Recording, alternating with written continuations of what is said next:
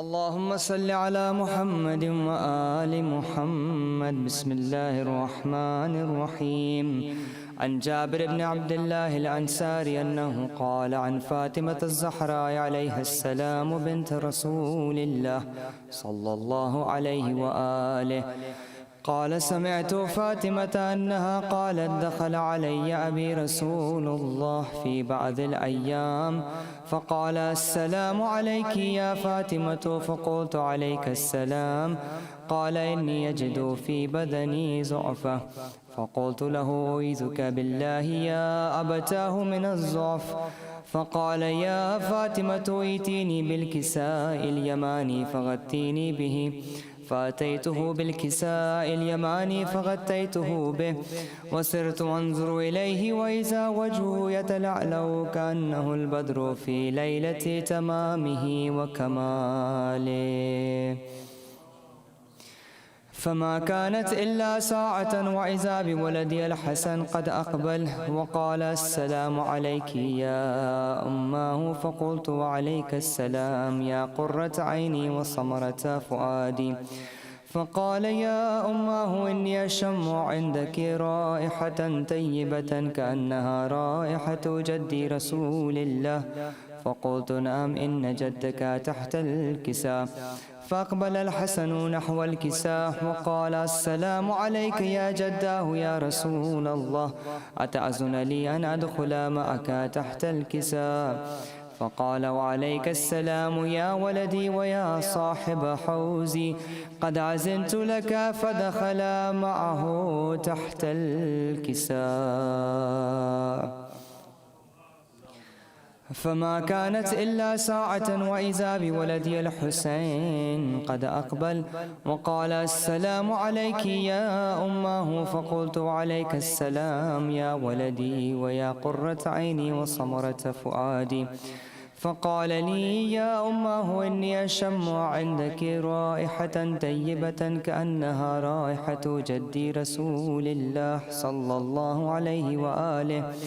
فقلت: نعم، إن جدك وأخاك تحت الكساء. فدنا الحسين نحو الكساء وقال: السلام عليك يا جداه والسلام عليك يا من اختاره الله، أتعزن لي أن أكون معكما تحت الكساء؟ فقال: وعليك السلام يا ولدي ويا شافع أمتي، قد أذنت لك. فدخل معهما تحت الكساء. فأقبل عند ذلك أبو الحسن علي بن أبي طالب وقال: السلام عليك يا بنت رسول الله. فقلت: وعليك السلام يا أبا الحسن ويا أمير المؤمنين. فقال: يا فاطمة إني أشم عندك رائحة طيبة كأنها رائحة أخي وابن عمي رسول الله. فقلت: نعم، ها هو مع ولديك تحت الكساء. فأقبل علي نحو الكساء وقال: السلام عليك يا رسول الله، أتعزن لي أن أكون معكم تحت الكساء؟ قال له: وعليك السلام يا أخي ويا وصي وخليفتي وصاحب لوائي، قد أذنت لك. فدخل علي تحت الكساء. ثم أتيت نحو الكساء وقلت: السلام عليك يا أبتاه يا رسول الله، أتعزن لي أن أكون معكم تحت الكساء؟ قال: وعليك السلام يا بنتي ويا بضعتي، قد أذنت لك. فدخلت تحت الكساء. فلما اكتملنا جميعا تحت الكساء أخذ أبي رسول الله بطرفي الكساء وأومها بيده اليمنى إلى السماء وقال: اللهم إن هؤلاء أهل بيتي وخاصتي وحامتي، لحمهم لحمي ودمهم دمي، يؤلمني ما يؤلمهم ويحزنني ما يحزنهم.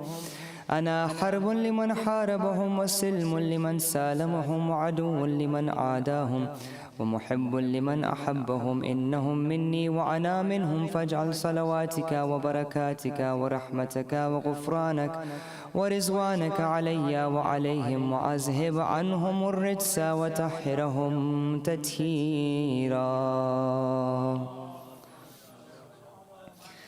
فقال الله عز وجل: يا ملائكتي ويا سكان السماوات، إني ما خلقت سماء مبنية ولا عرضا مدهية ولا قمرا منيرا ولا شمسا مضيئة ولا فلكا يدور ولا بحرا يجري ولا فلكا يسري إلا في محبة هؤلاء الخمسة الذين هم تحت الكساء. فقال الأمين جبرائيل: يا ربي ومن تحت الكساء؟ فقال عز وجل: هم أهل بيت النبوة ومعدن الرسالة، هم فاطمة وأبوها وبعلها وبنوها. فقال جبرائيل: يا ربي يتعزن لي أن أهبط إلى العرز لأكون معهم سادسا. فقال الله: نعم قد أذنت لك. فهبط الأمين جبرائيل وقال: السلام عليك يا رسول الله. العلي الأعلى يقرئك السلام ويخصك بالتحية والإكرام ويقول لك: وعزتي وجلالي إني ما خلقت سماء مبنيا ولا عرضا مدهيا ولا قمرا منيرا ولا شمسا مضيئة ولا فلكا يدور ولا بحر يجري ولا فلك يسري إلا لأجلكم ومحبتكم، وقد عزن لي أن أدخل معكم، فهل تعزن لي يا رسول الله؟ فقال رسول الله: وعليك السلام يا أمين وحي الله، إنه نعم قد أذنت لك. فدخل جبرائيل معنا تحت الكساء فقال لأبي: إن الله قد أوحى إليكم يقول: إنما يريد الله ليذهب عنكم الرجس أهل البيت ويطهركم تطهيرا. فقال علي لأبي: يا رسول الله أخبرني ما لجلوسنا هذا تحت الكساء من الفضل عند الله. فقال النبي: والذي بعثني بالحق نبيا واصطفاني بالرسالة نجيا، ما ذكر خبرنا هذا في محفل من محافل أهل الأرض وفيه جمع من شيعتنا ومحبينا إلا ونزلت عليهم الرحمة وحفت بهم الملائكة واستغفرت لهم إلى أن يتفرقوا. فقال علي: إذن والله فزنا وفاز شيعتنا ورب الكعبة. فقال النبي ثانيا: يا علي والذي بعثني بالحق نبيا واستفاني بالرسالة نجيا، ما ذكر خبرنا هذا في محفل من محافل أهل الأرض وفيه جمع من شيعتنا ومحبينا وفيهم مهموم إلا وفرج الله هما ولا مغموم إلا وكشف الله غما ولا طالب حاجة إلا وقضى الله حاجته. فقال علي: إذن والله فزنا وسعدنا، وكذلك شيعتنا فازوا وسعدوا في الدنيا والآخرة ورب الكعبة.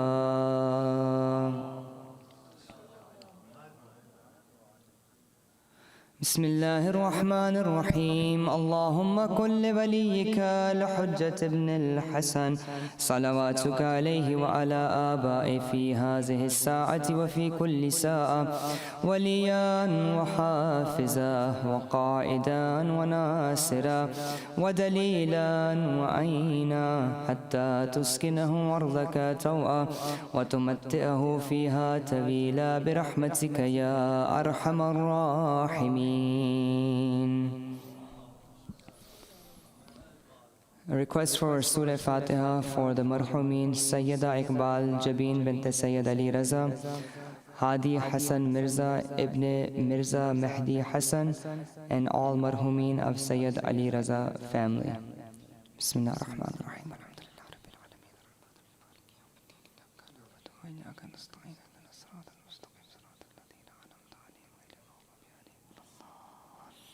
بسم الله الرحمن الرحيم. قل هو الله احد الله الصمد لم يلد ولم يولد ولم يكن له كفوا احد.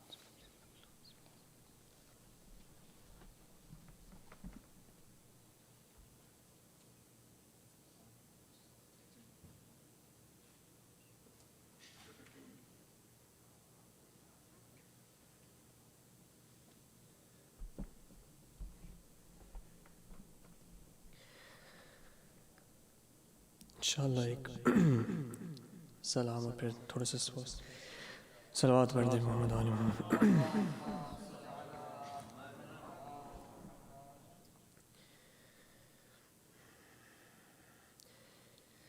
کتنی بلندیوں پہ ہے ایوان فاطمہ،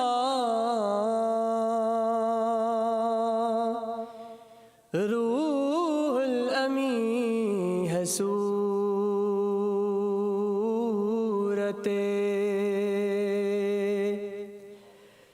دربان فاطمہ.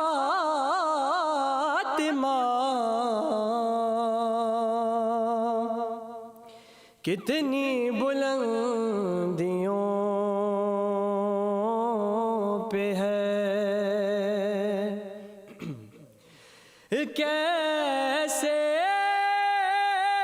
کروں تمیز حسن اور حسین میں،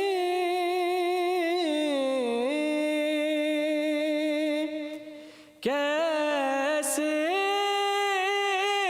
کروں تمیز حسن اور حسین میں.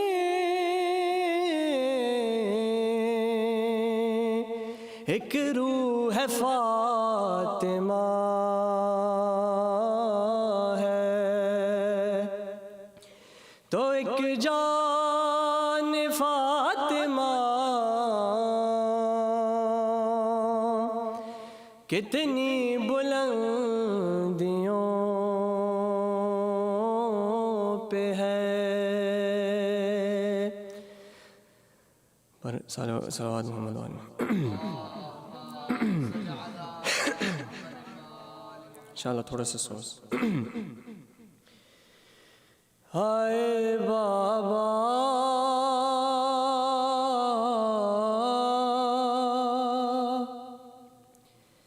تیری زہرا پہ مصیبت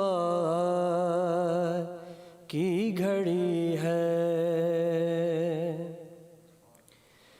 کیسے دروازہ ہٹاؤں، کیسے محسن کو بچاؤں، سانس سینے میں رکی ہے،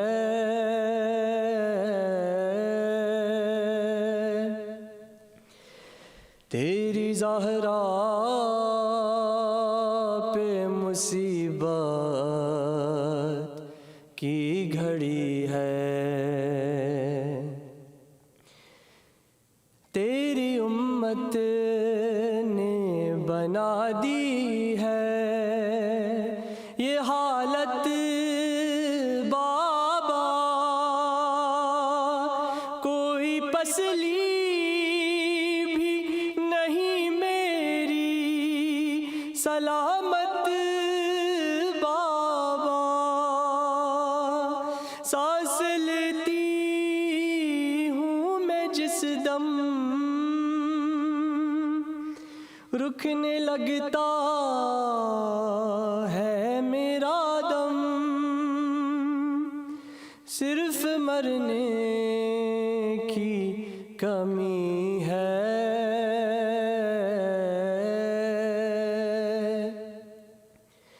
تیری زہرا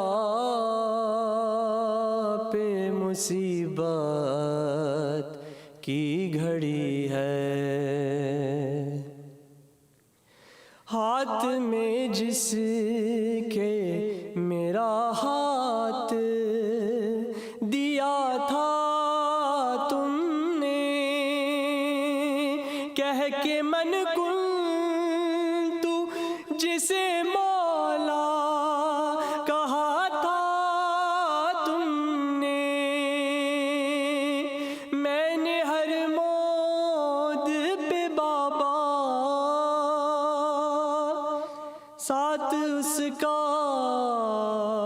ہے نبھایا، کیا میرا جرم یہی ہے؟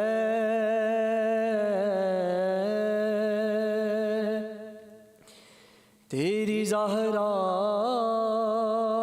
پہ مصیبت کی گھڑی ہے، کبھی دربار میں پیشی کو بلاتے ہیں ہمیں، کبھی دروازے پہ آ کے ستاتے ہیں ہمیں، میرے یہ پھول سے بچے پوچھتے ہیں یہی مجھ سے، کیا خطا ہم سے ہوئی ہے؟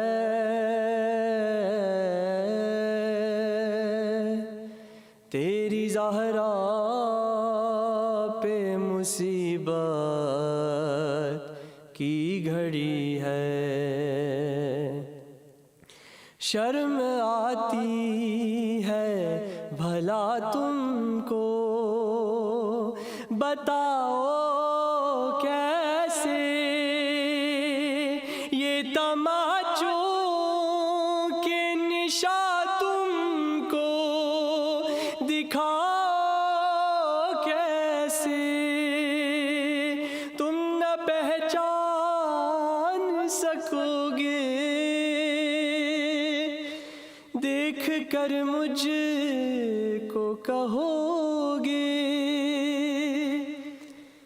کیا میری زہرا یہی ہے؟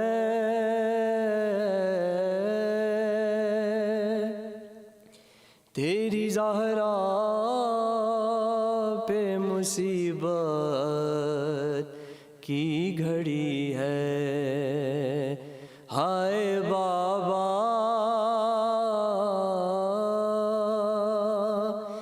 تیری زہرا پہ مصیبت کی گھڑی ہے۔ بر محمد و آل محمد سلام۔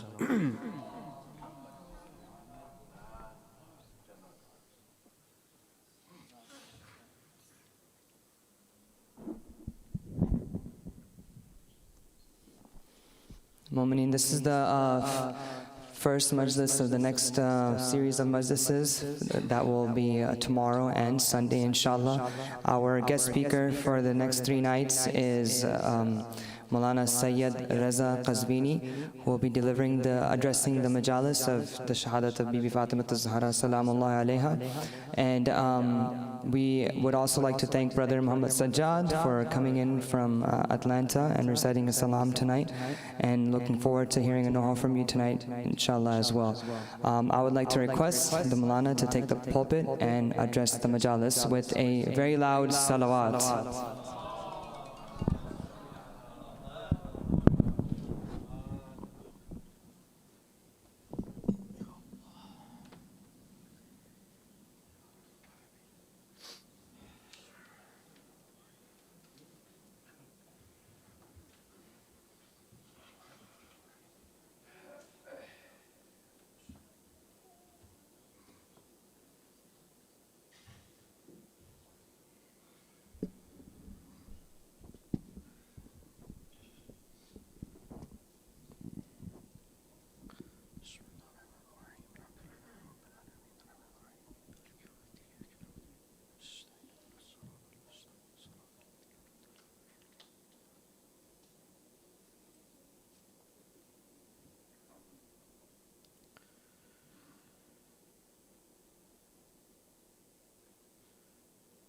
أعوذ بالله من الشيطان اللعين الرجيم.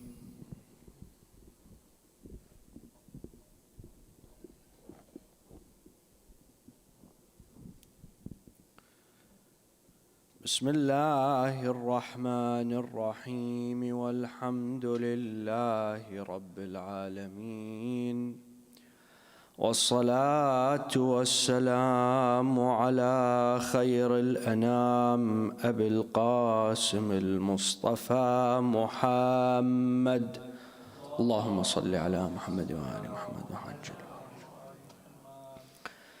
وعلى أهل بيته الطيبين الطاهرين المظلومين المعصومين الكرام السلام على المغصوب حقها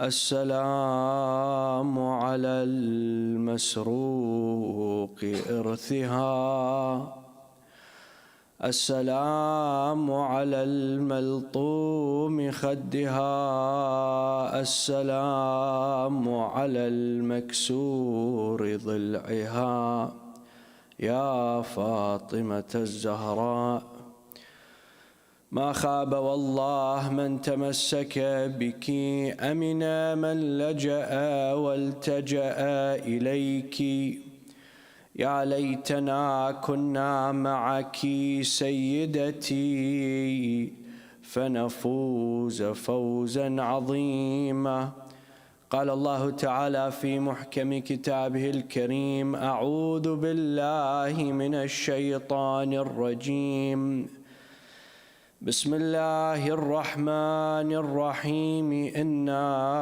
أعطيناك الكوثر فصلي لربك وانحر إن شانئك هو الأبتر آمنا بالله صدق الله العلي العظيم.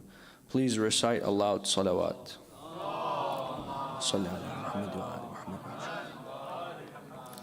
A second salawat in the honor of Sayyidat Nisa al-Alameen Fatima al-Zahra alayhi salam. Allahumma salli ala Muhammad wa ala. And a third, final, loudest salawat for the hastening of the reappearance of our Mawla, Sahib al-Asri wa Zaman. May our souls be sacrificed to him. Allahumma salli ala Muhammad wa ali Muhammad. My dear loved ones, Assalamu alaikum wa rahmatullahi wa barakatuh. First and foremost, I extend my deepest condolences and salutations to the Imam of our time on the martyrdom of his grandmother, Fatima al-Zahra alayhi salam, as I extend my condolences to you, mu'mineen. And I also would like to thank you for this invitation to your community and for your warm hospitality. Various scientific research studies have found that during childbirth, there are certain neurological and physical phenomena that occur. And amongst those are the release of certain hormones in the body of the mother during childbirth. Specifically, certain hormones that aid her and allow her to have a tender and loving and merciful bond with her child, to alleviate some of that pain that she experiences during childbirth, and to also give her the ability to nurture this child and forget some of that pain. Furthermore, those studies find that those hormones that are released in the body of the mother, they last decades and affect the body decades after they're released, my dear loved ones. To ensure that this bond and this link between the mother and that child remains intact.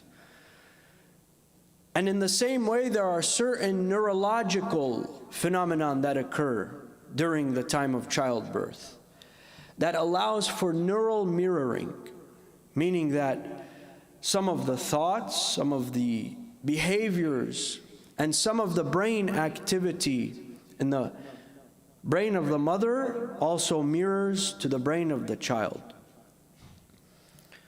And you may ask, well, why is Sayyid mentioning some of, these scientific research studies, and what does it have to do with our topic tonight, but I promise you it is related. If you just bear and see how the topic is associated to this. Rasulullah sallallahu alayhi wa alihi wa sallam, Allahumma salli ala Muhammad. He lost his beloved mother at a very young age. And before that, in fact, he lost his father. Abdullah, the father of the Holy Prophet, he left this dunya before, some narrations indicate, before the birth of the Holy Prophet. Perhaps when his mother was about 2 months pregnant with him, As-Sayyida Amina bint Wahab, Radwanullahi ta'ala alayha. And the consensus is that he did not meet his father. He was orphaned at a very young age. And at the age of 6 or 7, we know this because historians and ulama, they've outlined that the passing of Sayyida Amina occurred the 6th or 7th year after Amil Fil, the year in which the Holy Prophet was born. So he was not older than 6 or 7. His mother had taken him on a journey to Medina, to Yathrib. And during that time, my dear loved ones, they went to visit the grave of the father of the Holy Prophet, Abdullah, which was buried in Yathrib because he was coming back from a business journey and he became ill and he could not make it back to Mecca. And his relatives and his companions, they decided to allow him to rest with some of his relatives of Bani Najjar. And the Prophet and his mother, they go and they visit the grave of the Prophet's father, and she becomes ill and they don't make it back. And in fact, she dies in a place called Al-Abwa, which is on the way to Mecca. So he loses his mother at a very young age, and he's now completely orphaned. And the Holy Prophet is taken in by his grandfather, Abdul Muttalib, Radwanullahi ta'ala alayh. And he's kind, he's loving towards the Holy Prophet. But as you all know, this period does not last for too long. A year or 2 years after this, the Holy Prophet also loses his grandfather. So he's taken in by whom?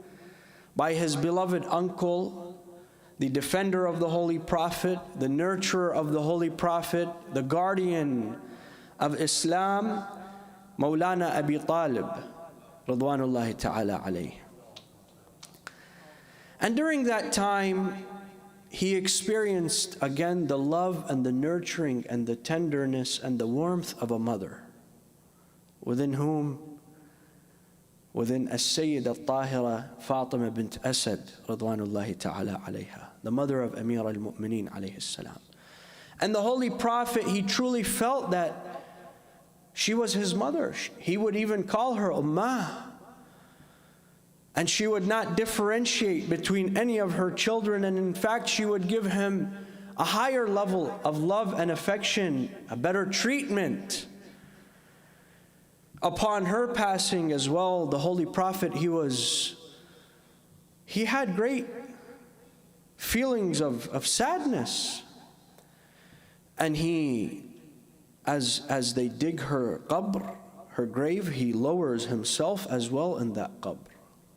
And he enters her qabr, and he lays in that qabr, and he weeps for Fatima bint Asad. He lays in that qabr, and he takes his own shirt and he wraps her. He provides it to her as a kafan, to ensure that this qabr becomes one of the most sanctified and one of the most purified realms of Jannah. Rawdatan min riyad al-Jannah. This is how he saw Fatima bint Asad, because she gave him that nurturing, that love, that tenderness, my dear loved ones. But it is a consensus and it is a fact and an understanding that the Holy Prophet had an attachment and a bond and a love and a respect so deep for one woman in his life, more than any other woman. And this is the consensus of both Sunni and Shia historians. And that was Sayyidat Nisa al-Alameen, his daughter Fatima al-Zahra alayha salam.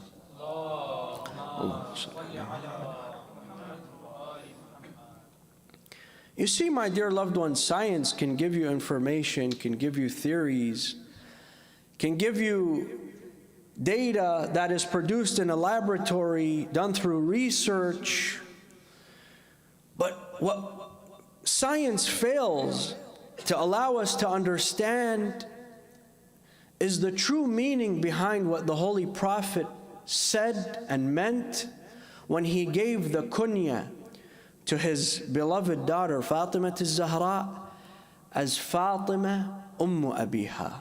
Fatima, the mother to her father. You see, this was not a biological relation, right? His daughter could not be his mother. So what did the Holy Prophet mean by that? What did the Holy Prophet mean when he said to all that Fatima is like my mother? Fatima is mother to her father. The esoteric meaning, the deep meaning of that is something we may never understand, but we can definitely understand that the Holy Prophet, he tried to accomplish 3 goals with this kunya. 3 goals and 3 purposes were met through this title, Fatima Abiha. And we will go ahead and examine those after a loud salawat. Allahumma salli. The first reason the Holy Prophet gives this title to his beloved daughter is to showcase and illustrate the tender and the loving and the caring role that she took in his life. You see, after he loses his beloved wife, Sayyidah Khadija, he loses his beloved uncle, Moulana Abu Talib, he loses individuals that were so close to him, that took care of him. Fatima al-Zahra alayhi salam, she also had to meet a role of a nurturer and one that loved her father and took care of him. One of the instances that showcases this, my dear loved ones, is when she is a very young age, at a very young age. The Holy Prophet, he's in Masjid al-Haram, he's worshipping Allah subhanahu wa ta'ala in the state of sujood. He's prostrating in front of the Kaaba. And Abu Jahl, he looks towards the nobleman of Quraysh and he says, Ya Asyad Quraysh, which amongst you is going to take from the intestines of the idol that we sacrificed the animal in front of that idol? Who will take some of those intestines and pour it on top of the Holy Prophet? And there was one man that volunteered. And he went and he took that intestines and he poured it on top of the Holy Prophet while he's in sujood. And in those moments, Quraysh, they witnessed something that they had not witnessed before, and that was that Fatima al-Zahra alayhi salam, she rushes towards her father. She takes from the well of Zamzam, from that purified water, she pours it onto her father, and then she stands and she reprimands them. And she could not have been older than 8 years old during this time, my dear loved ones. After the migration of the Holy Prophet to Medina, we see that after the battle of Uhud, my dear loved ones, Fatima al-Zahra, again, she shows her nurturing side, her loving and tender side to her beloved father, and what she sees when he's wounded. And mind you, my dear loved ones, the Holy Prophet was severely wounded in the battle of Uhud. And in the battle of Uhud, if it was not for whom? For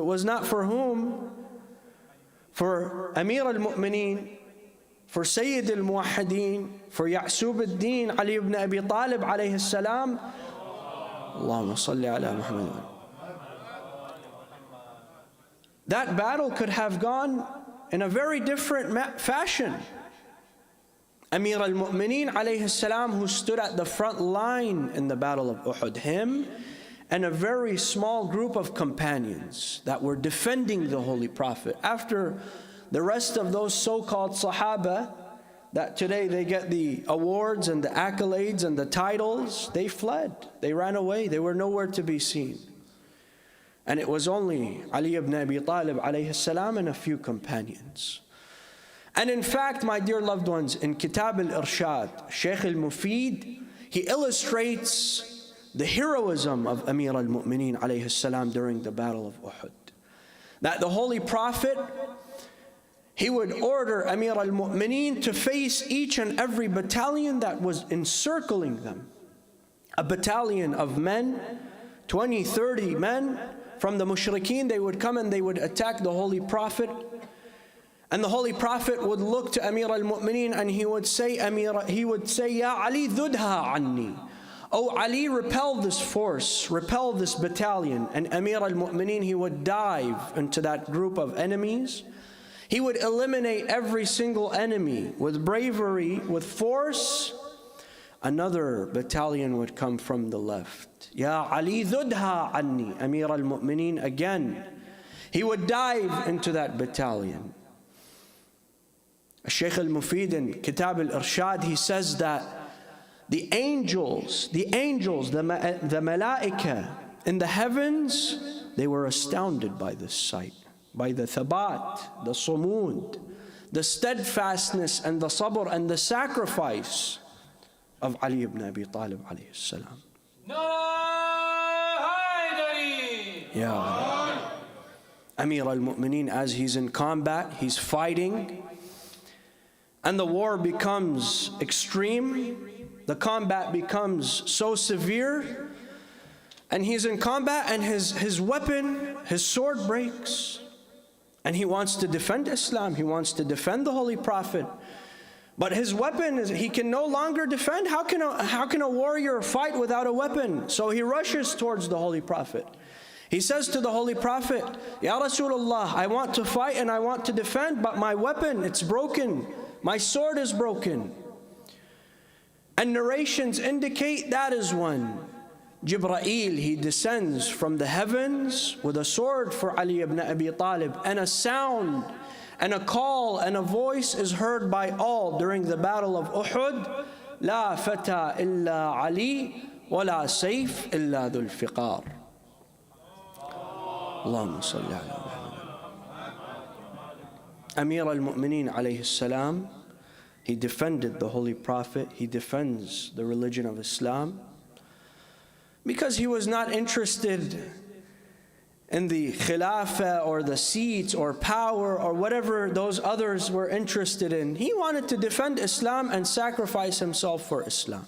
That's why he was Amir al-Mu'mineen. And no other individual shared that title with him, my dear loved ones. And Fatima az-Zahra alayhi salam, on the other hand, she nurtured the Holy Prophet. Amir al-Mu'mineen, he brought his shield, he filled it with water. The Holy Prophet was wounded, he was bleeding, and Fatima, she would take from that water and she would nurture the Holy Prophet. She would tend to his wounds.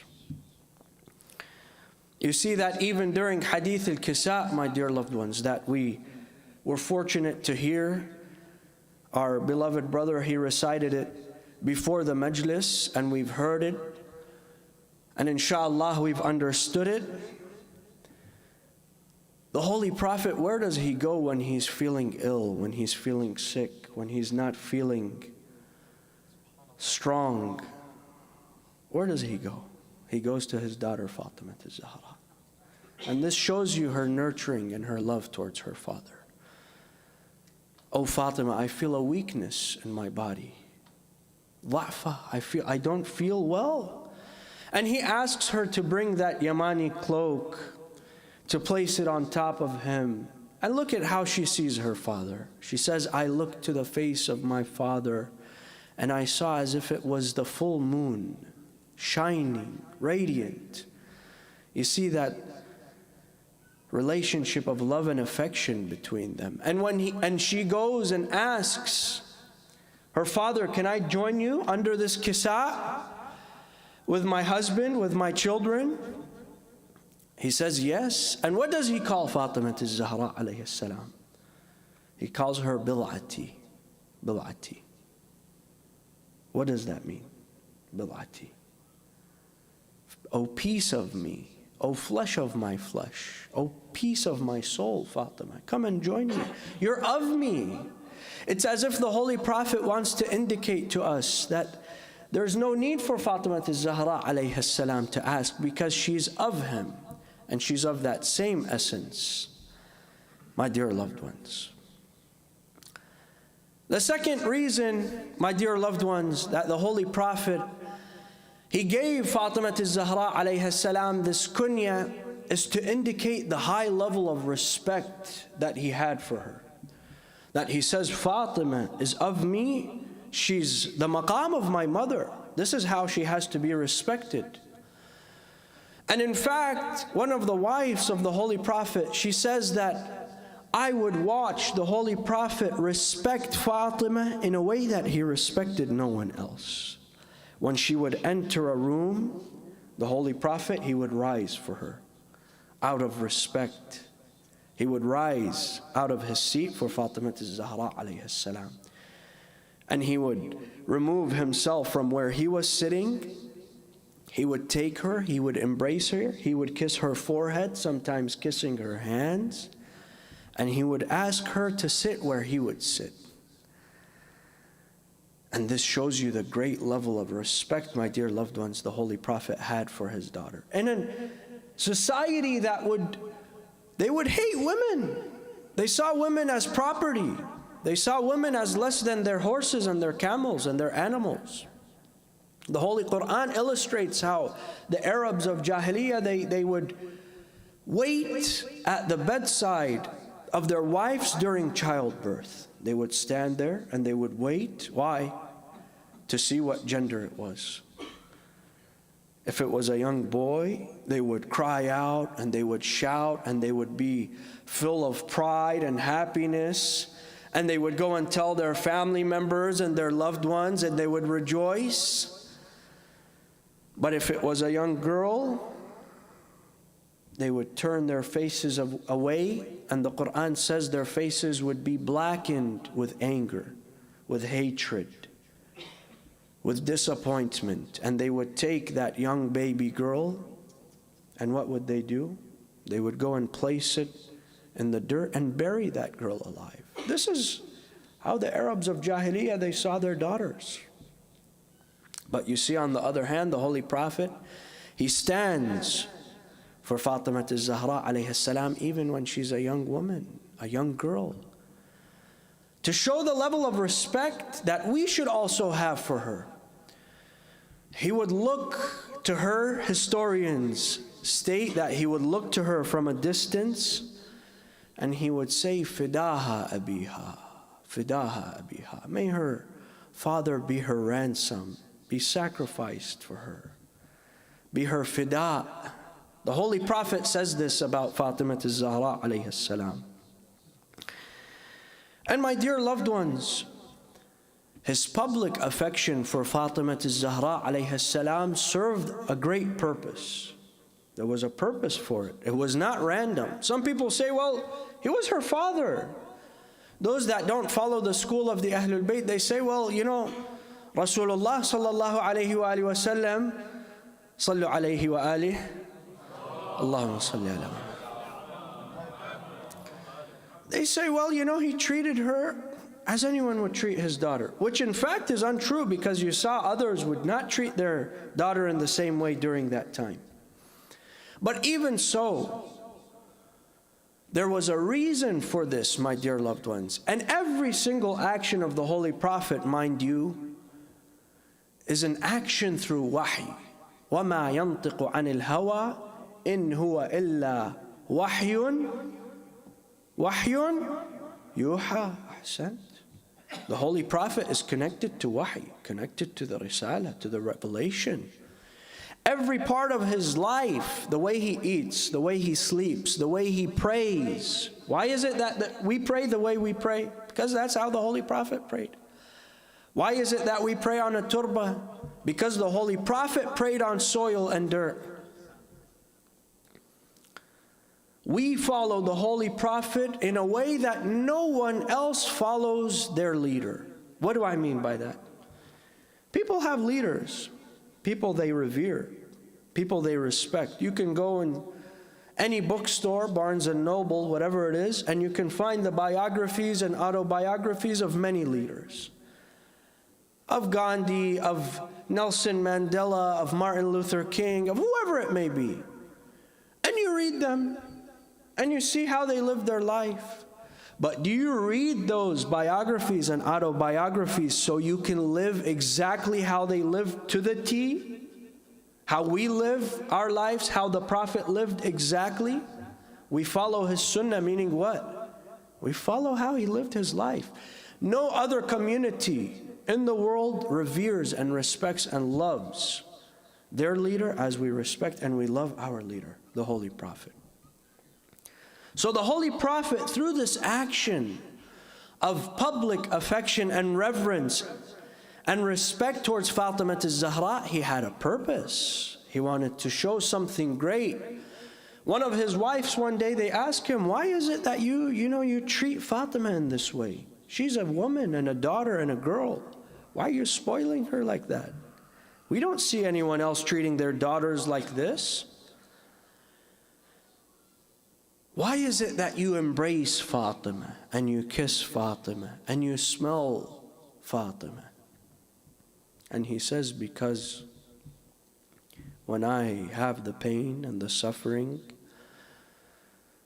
the trials and the tribulations of this dunya, when they weigh down upon my heart, the weight of Risala alone, Allah subhanahu wa ta'ala, which he says that if this Quran was to descend upon a mountain, you would see that mountain in awe from the weight of that Risala. That was revealed unto the Holy Prophet. He says, when I wanted to alleviate that pain, I would smell Fatima and kiss Fatima. Because when I ascended upon the Mi'raj, Jibreel, he gave me a heavenly fruit. And I was ordered to consume part of that heavenly fruit. And when I descended back to the dunya, Allah subhanahu wa ta'ala ordered me to give part of that to my beloved wife, as-Sayyida Khadija, al-Mu'mineen Khadija. And in fact, my dear loved ones, ulama and historians indicate that before that, the Holy Prophet was ordered to seclude himself from his wife for 40 days. Before this. And when he descended back from the Mi'raj, he was instructed to consume part of that fruit and take it to his beloved wife Khadija. And his tradition was that he would go to the home of Khadija, and imagine, historians, they indicate how the scenario unfolded. Rasulullah sallallahu alayhi wa alihi wasallam, he goes to the home of Khadija and he knocks the door. And she's wondering, who is it that's knocking my door at this time? And he says, it's me, it's your beloved husband, Muhammad. And she opens the door for him in joy. She has not seen him for a while. And his tradition was that he would perform wudu, he would perform 2 rak'ahs of salah, and then he would spend time with his wife. In this night, Allah subhanahu wa ta'ala instructed the Holy Prophet not to perform those 2 rak'ahs, to perform his wudu, and to spend the time with his wife. And it was from that heavenly fruit that Fatima al-Zahra alayhi salam was conceived. And this is exactly why, my dear loved ones, the Sahaba, when they hear this, the Holy Prophet, when he explains this to them, they ask, so then what is Fatima? What is her essence? And the Holy Prophet, he says, Fatima, hiya hawra'un insiyya. She's an angelic being. She's a heavenly being. This was Fatima al-Zahra. This is why the Holy Prophet, he gave her that title, and he showed his affection to her, to all my dear loved ones. The other reason, the third reason, and the third goal that the Holy Prophet wanted to accomplish with that kunya was to show that Fatima al-Zahra alayha salam was above whom? Was above all of the Ummahatul Mu'mineen. Ummahatul Mu'mineen. You see, Allah subhanahu wa ta'ala in Surah Al-Ahzab, ayah 6 of Surah Al-Ahzab, he outlines that the wives of the Holy Prophet, they have a title, Ummahatul Mu'mineen. What does that mean, Ummahatul Mu'mineen? And what does this verse speak of, in fact? Those that don't follow the school of the Ahlul Bayt, they say, well, this indicates that all of the wives of the Holy Prophet, they're guaranteed Jannah. And their word is gospel. We have to follow it. And they are the highest example. We have to follow them regardless. And they're guaranteed Jannah. Similar to what they say about the Sahaba. That the term Sahaba is a pass into Jannah. A guaranteed pass into Jannah. And this is what we will look at tomorrow. What does the term Sahaba mean? What does it implicate? Is it a pass into Jannah? All Sahaba will go to Jannah? But this verse, my dear loved ones, if you look at the verse and read the verse, it begins with indicating the maqam of the Holy Prophet. That he comes before our own souls. That the Holy Prophet comes before our own anfus. Meaning that his orders, his commands, what he wishes upon us, comes before our own whims and desires and what we want for ourselves. And we have to obey him and we have to respect him. And then it mentions the wives of the Holy Prophet, that they are Ummahatul Mu'mineen. And there's a reason why that verse descended as well, my dear loved ones. During the life of the Holy Prophet, one of his wives, her cousin, he did not like the fact that he had to go and speak to her behind a veil, or behind a curtain, or behind a hijab. And he said, look at the Holy Prophet. He's changing our customs. We used to go and speak to our cousins, and now we can't speak to them because they are his wives. He says, well, guess what? We will not only speak to them, but after his death, we will marry our cousins. And this is why that verse descended, to show that even after the departure of the Holy Prophet from this dunya, it's haram to marry any of his wives. This is the context of what Ummahatul Mu'mineen means. And on top of this, we also have to take a case-by-case basis and look to their lives. What is it that they did in their own lives? How is it that they acted after the life of the Holy Prophet, after his departure? The fact that some of them, they engage in an active war against the Imam of their time, Amir al-Mu'mineen alayhi salam. So this does not mean that it's a guarantee that they all go to heaven or that they all should be followed as an example. And the reason why the Holy Prophet, he gives this kunya to Fatima al-Zahra is that even if it's implied that they are Ummahatul Mu'mineen, she is the mother of whom? Not Mu'mineen. Mother of the Holy Prophet. She is the mother of the Holy Prophet. And that maqam is greater than the maqam of Ummahatul Mu'mineen. That way, not during that time, not shortly after, but until ages and generations after, there is no confusion. Which woman our role model should be. Which woman who we look up to. Which woman we derive our teachings from. The mother, the one that had the maqam of the motherhood to the Holy Prophet. It's no confusion, my dear loved ones, and it's a clear fact that the Holy Prophet, he shared a great bond to Fatima al-Zahra alayhi salam. A bond, as I stated before, that he did not share with anyone else.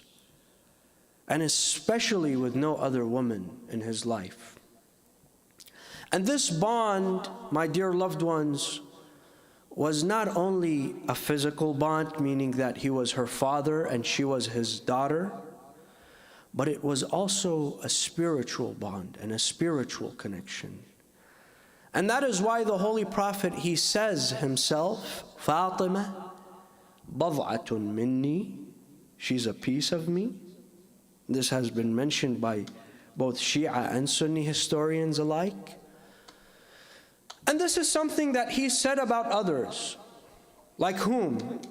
Whom is also a piece of the Prophet or a part of the Prophet, and the Prophet is part of him. Huh? Amir al-Mu'mineen, ahsant. The Holy Prophet, he says that أنا وعلي من شجرة والناس من شجرة شتى. Me and Ali and I are from one tree, and the rest of people are from another tree. So, and the hadith of the manzila, also al-Imam al-Hussein alayhi salam. Hussein minni wa ana min Hussein. But here's the difference. Fatima hiya bad'atun minni, and what else is the rest of the hadith? Wa hiya ruhi allati bayna janbay. And she's the very soul that rests underneath my ribcage. And you cannot find the Holy Prophet specifying this kind of bond and connection to anyone else other than Fatima az-Zahra. When you see that the Holy Prophet, he is the ruh of all of the prophets, all of the messengers. And she is the ruh of the Holy Prophet. What does this indicate to you? What is the ruh, in fact? Allah subhanahu wa ta'ala in the Holy Quran, He says, وَيَسْأَلُونَكَ عَنِ الرُّوحِ قُلِ الرُّوحِ مِنْ أَمْرُ رَبِّي وَمَا أُوتِيتُم مِّنَ الْعِلْمِ إِلَّا قَلِيلًا.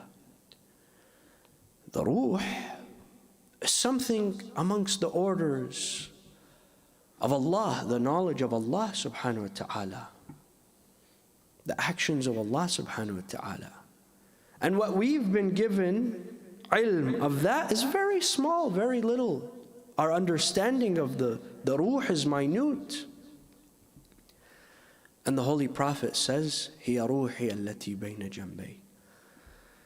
What you can understand is that Adam alayhi salam, when Allah subhanahu wa ta'ala created him, it was only after he blew that ruh within him that he asked the malaika and the jinn to prostrate to Adam.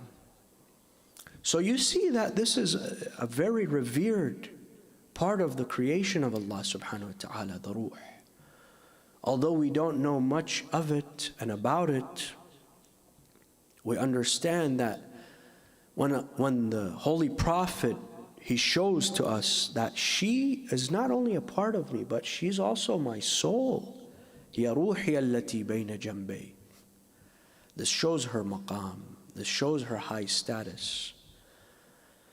So it's of no surprise to us, my dear loved ones, when we see in traditions, in ahadith, that Fatima az-Zahra alayha salam, when she enters Jannah, there is a call unto all of creation. Lower your gaze.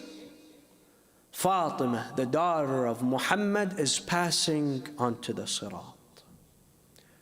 It's not a surprise if we see ahadith and traditions that indicate that Fatima az-Zahra alayha salam, she will be the first to enter heaven, enter Jannah.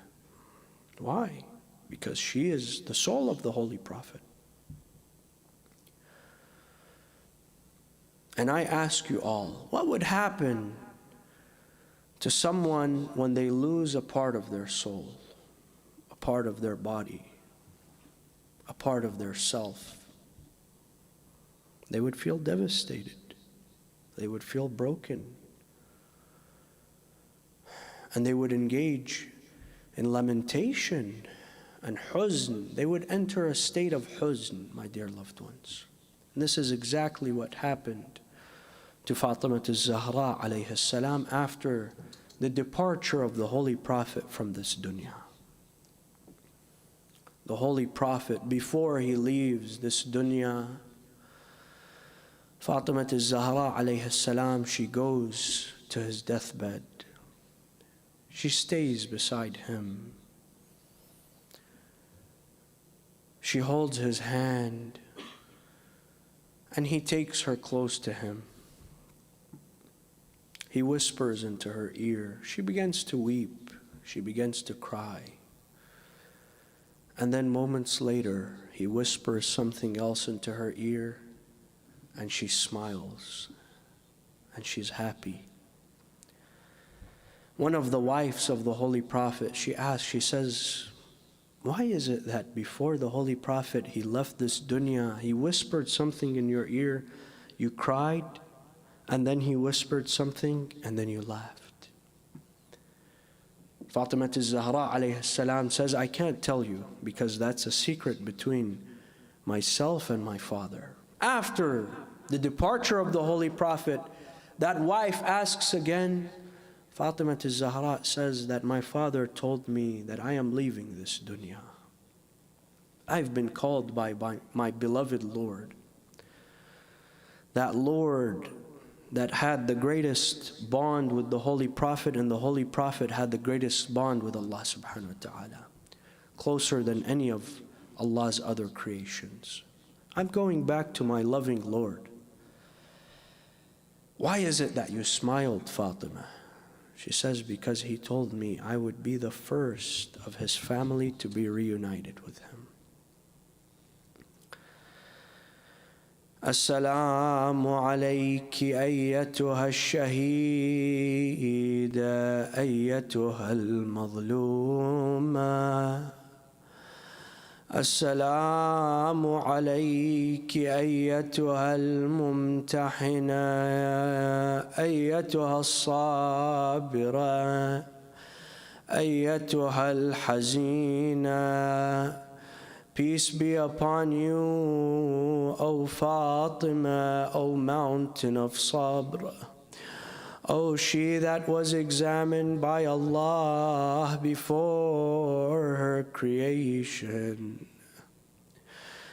Fatima al-Zahra alayha salam, after the departure of the Holy Prophet, the so-called Sahaba, what do they do to Fatima al-Zahra?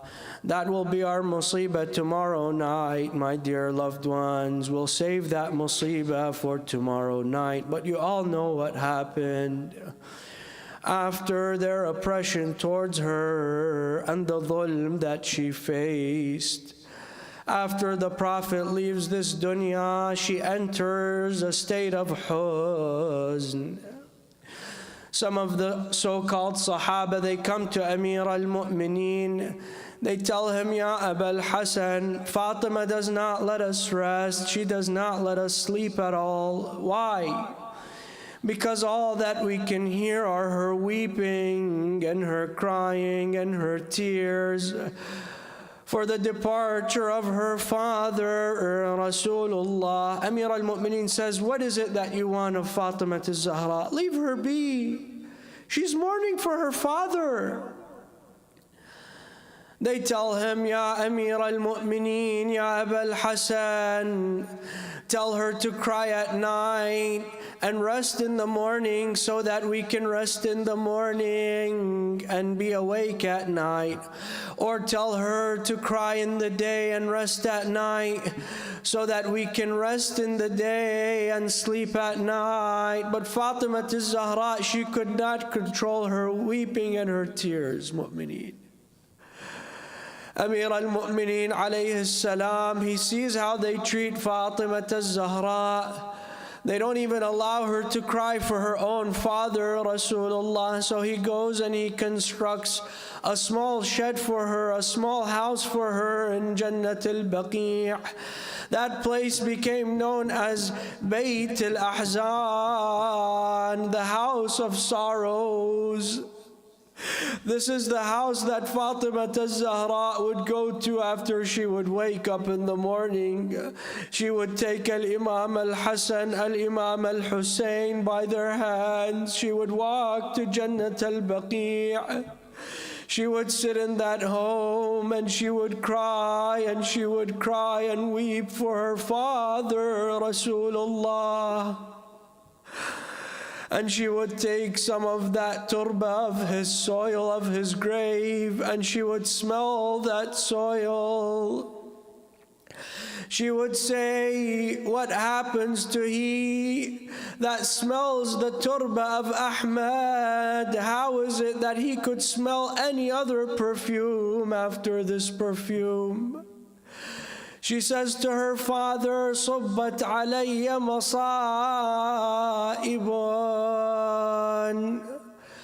صُبَّتْ عَلَيَّ مَصَائِبٌ لَوْ أَنَّهَا صُبَّتْ عَلَى الْأَيَّامِ صِرْنَ لَيَالِيَا. Oh, my beloved father, the masa'ib that rained down upon me like a storm, if they would rain down upon the bright days, they would turn those days into dark and depressing nights. This is what I faced after you, my beloved father. This is how the Ummah treated Fatima az-Zahra. She smells part of that turba, my dear loved ones, and she cries and she weeps. And I want to remind you all of another lady, another woman that smelled a turba and she cried and she wept.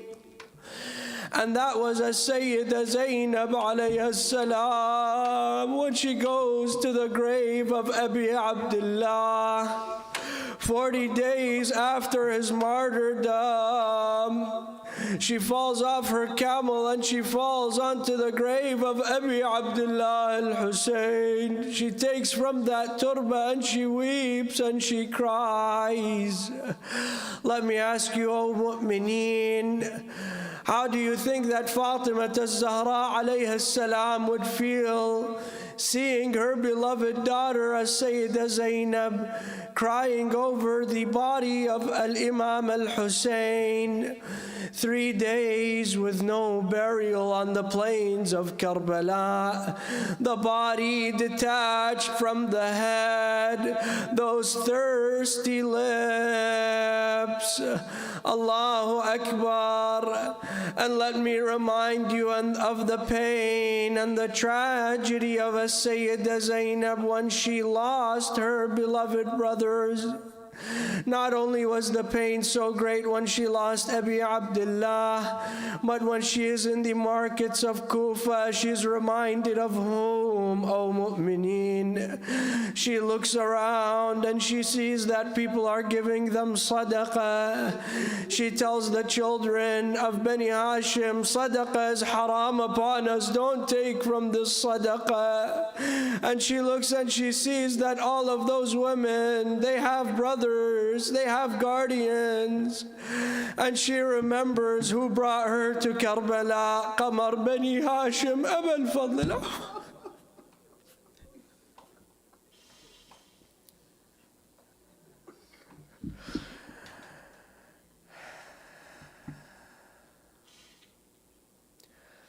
ولكن الأمر لله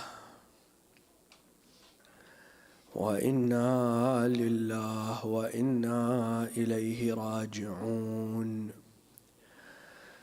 وسيعلم الذين ظلموا أي منقلب ينقلبون والعاقبة للمتقين. My dear loved ones, raise your hands in dua. We all have our hajat, and these are the nights to ask for our hajat. And you all have the tears on your face, the tears that you shed in the majlis of Fatima az-Zahra alayhi salam.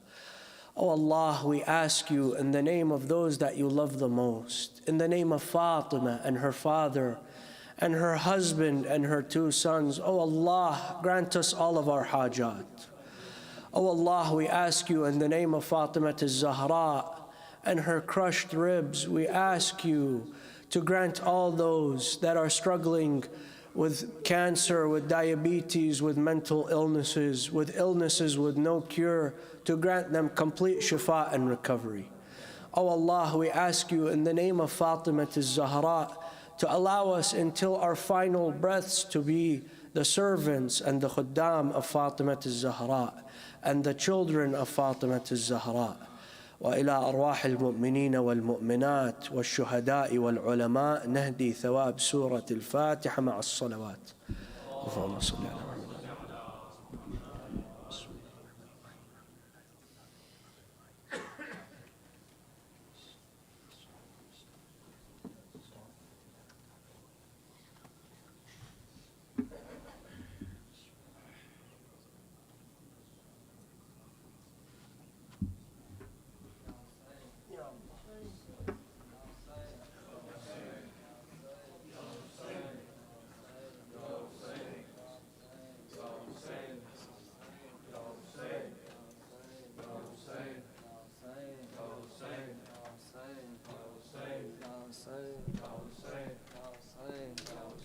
Ya Hussein, Ya Hussein.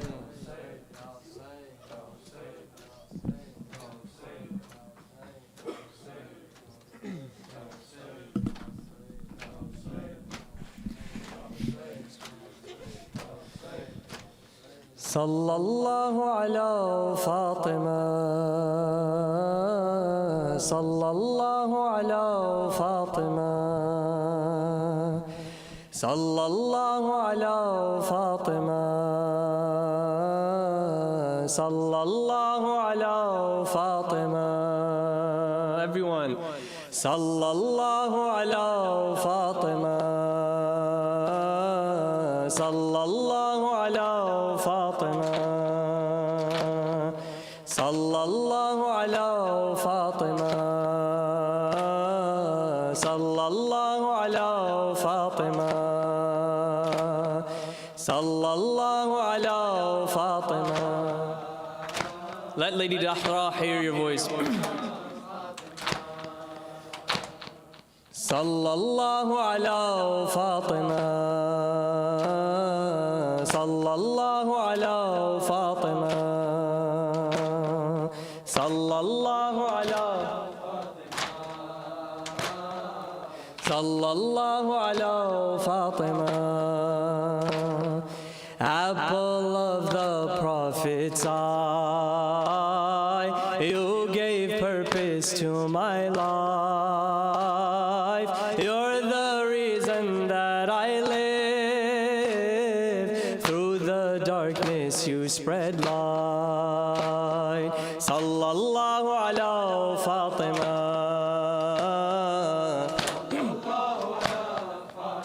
Ahsant. Sallallahu ala Fatima.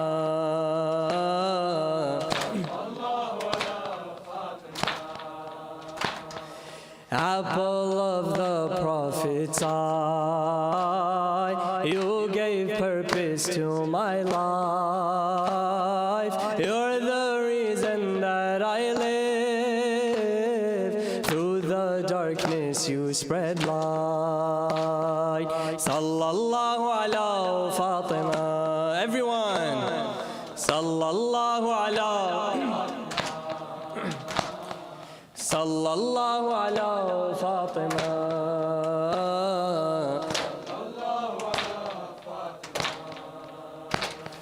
No station's grander than yours. How could they have burned your doors? How could they break your body and watch you fall to the floor? The tyrants will seal their doom. Mohsen will die in your womb. Gather your strength, Fatima. You'll embrace martyrdom soon. You'll embrace martyrdom soon. Sallallahu ala Fatima.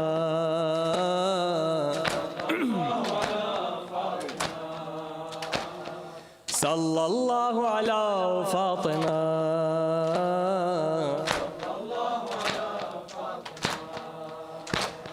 They said don't cry all the time, cry in the day or the night. The nation of the Prophet pushed you away from their sight. How could they push you away?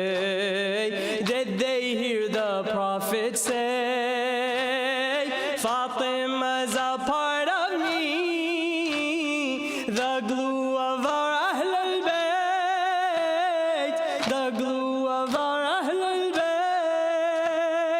Sallallahu ala Fatima.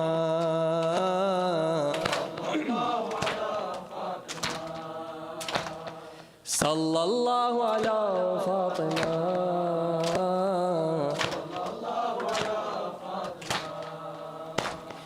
Now comes the time to depart. This was your fate from the start. Through your tears and broken bones, you're dying of a broken heart. While death will embrace us all, the only place where he'll stall is at your door, Fatima.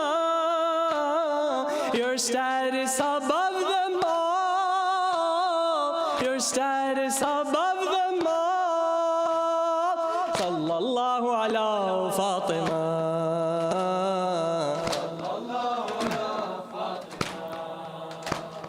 Sallallahu ala, all together. Sallallahu ala Fatima. Praising Allah where she lay, her voice slowly starts to fade. Fidda listens by the door. If she goes, who will take her place? You're irreplaceable, Batul. When I offer your children food, they don't eat, they look right past, as if they're looking for you, as if they're looking for you. Sallallahu ala Fatima.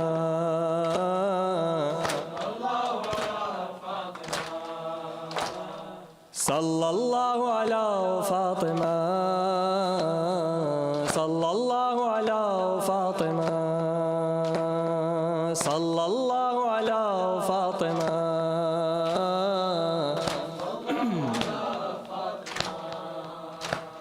Sallallahu ala Fatima.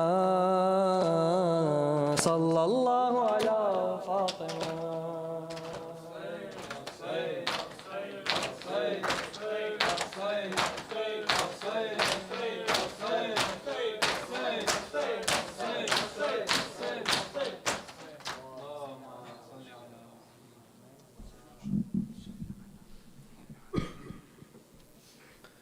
السلام عليك يا مولاي يا رسول الله. السلام عليك يا مولاي يا خير خلق الله، أيها البشير النذير والسراج المنير.